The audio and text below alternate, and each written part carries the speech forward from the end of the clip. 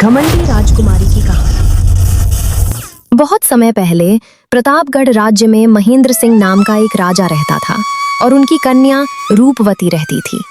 रूपवती बहुत अहंकारी थी। इस वजह से राजा हर वक्त चिंतित रहते और वो यही सोचते रहते कि उसका अहंकार कैसे तोड़ा जाए। राजा ने रूपवती की शादी के बारे में सोचा। तभी महल के एक कमरे से चिल्लाने की आवाज आई। तुम्हारी तो तुमने गिरा दिया फल का रस। तुमने गिरा दिया? नहीं नहीं, मैंने जानबूझ के नहीं किया, गलती से गिर गया। मुझसे झूठ मत बोलो तुम। अभी मैं तुम्हें धक्के मार के निकाल देती हूँ यहाँ से और पिताजी से भी कह के तुम्हें महल से बाहर करवा दूंगी। नहीं नहीं, ऐसे मत कीजिए राजकुमारी, मैं मर जाऊंगी। राजकुमारी, ऐसा मत कीजिए, मैं मर जाऊंगी।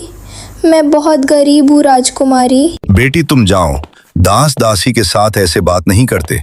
कैसे अच्छे से बात करूँ इनसे पिताजी? एक भी काम ये ठीक से नहीं करते हैं। इन्हें क्या मैं अपने सिर पर बिठा के रखूं? वो छोड़ो, जो बोलने के लिए आया था कि कल तुम्हारा मैंने स्वयंवर रखा है। दूर दूर से तुम्हें देखने राजकुमार आएंगे। कल सुबह तैयार होकर रहना। अगले दिन राज दरबार राजकुमारों से धरा था। राजा ने सबका स्वागत किया। बैठिए, आप सब बैठिए। जैसा कि आप सभी को पता है कि आप लोगों को यहाँ पर क्यों बुलाया गया है। मेरी इकलौती बेटी के स्वयंवर के लिए मेरी बेटी रूपवती अपने जीवन संगी को चुनेगी।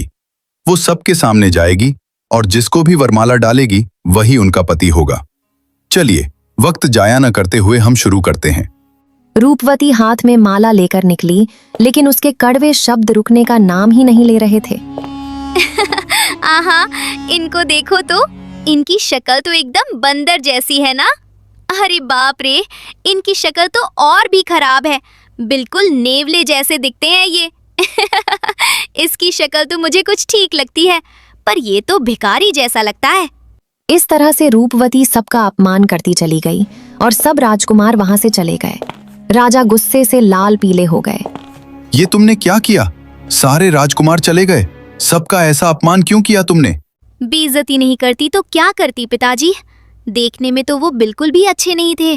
मैं इतनी सुंदर, इतने बड़े राज्य की राजकुमारी, मैं किसी भी ऐसे इंसान से शादी नहीं कर सकती हूँ। तुम अपने रूप, रंग और संपत्ति में इतनी घमंडी हो गई हो, ये मैंने कभी सोचा न था। इसलिए अब मैं तुम्हारी शादी कोई राजकुमार के साथ न करते हुए कोई भिखारी के साथ करूंगा। आप ये क्या बोल रहे हैं पिताजी? सही बोल रहा हूँ। जो अभी यहाँ पर कोई भी भिखारी आएगा तो उसी से मैं तुम्हारी शादी कराऊंगा। ठीक उसी समय एक भिखारी राज दरबार में आता है। असल में वो महिष्मती का राजकुमार वीर प्रताप था, जो भेष बदल कर आया था। राजा जी, मुझे थोड़ी भिक्षा दीजिए। ऊपर वाला आपके सारे सपने पूरे करेगा। ये देखो, आ गया। मैंने तुमसे कहा था ना। हे, तुम अंदर आ जाओ। आज तुम्हारे साथ मेरी बेटी की शादी होगी, और वो भी अभी। क्या मेरे साथ? मतलब मैं? राजा ने वहीं दोनों की शादी तुरंत में करवा दी है। मैं आशीर्वाद देता हूं कि तुम लोग सुखी हो। अभी तुम मेरी बेटी को लेके अपने घर जा सकते हो।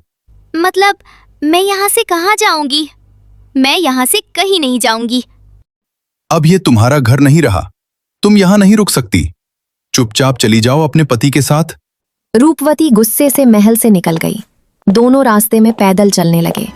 रूपवती का बुरा हाल था। अरे बाप रे, कितनी धूप है। मैं और नहीं चल सकती। अब मैं क्या करूं? मेरे पास तो छाता भी नहीं है। अरे सुनो जरा, ये बताओ कि तुम्हारा घर कहाँ है? यहीं पास के राज्य में है, जल्दी पहुंच जाएंगे। इतनी दूर क्या मैं पैदल चल के जाऊंगी? ऐसा कभी नहीं हो सकता। तो मैं क्या करूं? मेरे पास तो घोड़ा गाड़ी भी नहीं है। जब तुम्हारे पास कुछ है ही नहीं, तो तुमने मुझसे शादी क्यों की? तो मैं क्या शादी करने के लिए आया था? मैं तो भिक्षा मांगने के लिए आया था। तो तुम्हें हमारा ही घर मिला भीख मांगने के लिए, और किसी घर में नहीं जा सकते थे? मैं नहीं आता तो कोई और आता, लेकिन शादी तो भिखारी से ही होती तुम्हारी, क्योंकि ये राजा साहब का आदेश था। कितना समय लगेगा और घर जाने में? अरे यहीं पे शाम तक पहुंच जाएंगे। शाम हो जाएगी। चलते चलते मुझे घर जाना है। अरे घर ही तो जा रहे हैं भाग्यवान। चुप करो जरा। कह रहे हो कि घर जा रहा हूँ, पता नहीं कैसा घर होगा तुम्हारा। और मुझे ये भाग्यवान कहना बंद करो। अरे क्यों भाग्यवान, मैं तो तुम्हारा पति हूं।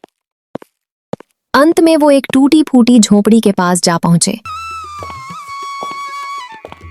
ओहो, इतना छोटा घर, इससे बड़ा तो मेरा स्नान घर है। वो होता होगा, लेकिन अब से ये तुम्हारा घर है। सुनो, मुझे बहुत जोरों से भूख लगी है, कुछ लाकर दो मुझे। ये लो। ये क्या, बासी चावल? पिताजी, आपने किसके साथ मेरी शादी करवा दी? मैं ये खाना कभी नहीं खाऊंगी। मैं तो भिखारी हूं, इससे ज्यादा और क्या मिलेगा? अगर कुछ चाहिए तो तुम्हें भी काम करना होगा। मैं कर लूंगी, लेकिन मैं ये खाना नहीं खा सकती। मैं ना बहुत अच्छे से लड्डू बना लेती हूँ। तो ठीक है, तुम लड्डू बनाओ और फिर बाजार में बेच कर आओ, वहां तुम्हें कोई नहीं पहचानेगा। रूपवती ने लड्डू बनाने शुरू कर दिए, बेचने निकल गईं। लेकिन रास्ते में उसके सारे लड्डू गिर गए। हाय हाय, ये क्या हो गया? इतनी मेहनत से मैंने लड्डू बनाए थे। हाय रे मेरी फूटी किस्मत, सब गिर गए। अरे रे, अब क्या कर सकते हैं, कल फिर से जाना पड़ेगा। अरे सुनो, तुमने मेरे लड्डू क्यों गिरा दिए? सुनो। इसी तरह 2-3 सप्ताह गुजर गए। धीरे धीरे उसके लड्डू मशहूर होने लगे। मुझे एक लड्डू तो दो ना। वाह, ये तो बहुत स्वादिष्ट है। लाओ 10 लड्डू लाओ। बाप रे, इतने लड्डू बिके? चलो, इतने दिन के बाद मेरे लड्डू तो बिके। सच है, कितनी मेहनत से लोग पैसा कमाते हैं। शाम को जब वो घर पहुंची तो भिखारी घर पर ही था। क्या हुआ, आज कुछ बिका? हाँ, आज तो सारे के सारे लड्डू बिक गए। तो ठीक है, आज मांस मटन खाते हैं। नहीं, आज हम बासी खाना ही खा लेंगे। इतनी मुश्किल से पैसे कमाए हैं, सारा खर्च हो जाएगा।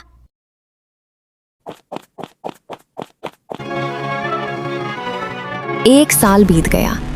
एक दिन जब रूपवती घर लौटी तो वहां एक अमीर आदमी खड़ा था। सुनो, तुम ही बाजार में रोज लड्डू बेचने जाती हो ना? तुम मुझे बहुत अच्छी लगती हो। इस भिखारी को छोड़कर मेरे साथ चलो, मैं तुम्हें रानी बनाकर रखूंगा। नहीं, ऐसा कभी नहीं हो सकता। मैं तुम्हें महंगी साड़ी और गहने दूंगा। नहीं, सोना और गहनों के लिए मैं अपने पति को नहीं छोड़ सकती। हमने बहुत कष्टों से ये घर बनवाया है। मेरा पति मुझसे बहुत प्यार करता है। तभी भिखारी अपना असली राजकुमार वाला रूप में सामने आ गया।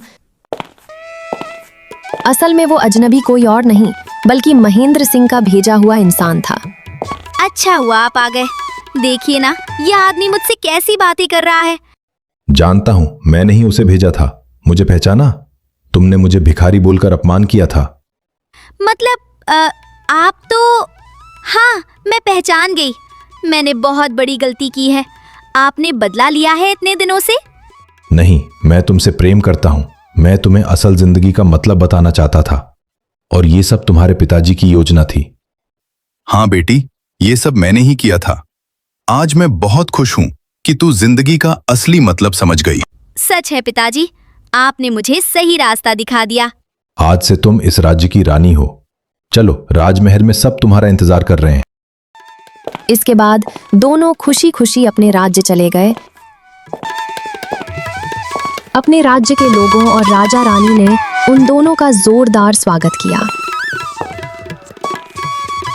और फिर रानी गरीब और असहाय लोगों के भलाई के लिए बहुत सारा सुविधा वाला काम की, जिससे राज्य के सभी लोग और राजा रानी और राजकुमार वीर प्रताप बहुत ही खुश हुए और सुखी से जीवन बिताने लगे।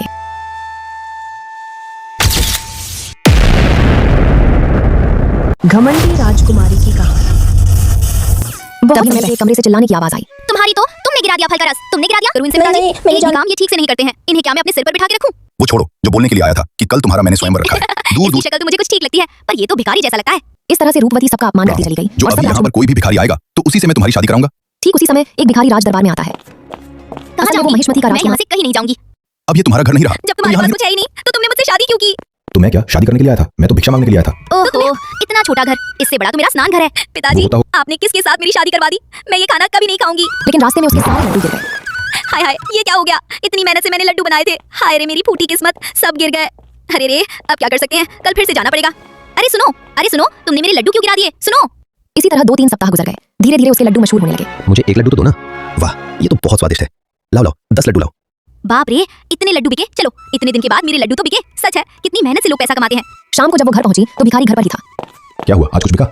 हाँ, आज तो सारे के सारे लड्डू बिक गए। तो ठीक है, आज मांस मटन खाते हैं। नहीं, आज हम बासी खाना ही खा लेंगे। इतनी मुश्किल से पैसे कमाए हैं, सारा खर्च हो जाएगा। 1 साल बीत गया। एक दिन जब रूपवती घर लौटी तो वहाँ एक अमीर आदमी खड़ा था। जिंदगी का असली मतलब समझ गई। सच है पिताजी, आपने मुझे सही रास्ता दिखा दिया। ये भलाई के आज से लिए तुम इस बहुत राज्य सारा में सुविधा वाला काम की, जिससे राज्य के सभी लोग और राजा रानी और राजकुमार वीर प्रताप बहुत ही खुश हुए और सुखी से जीवन बिताने लगे।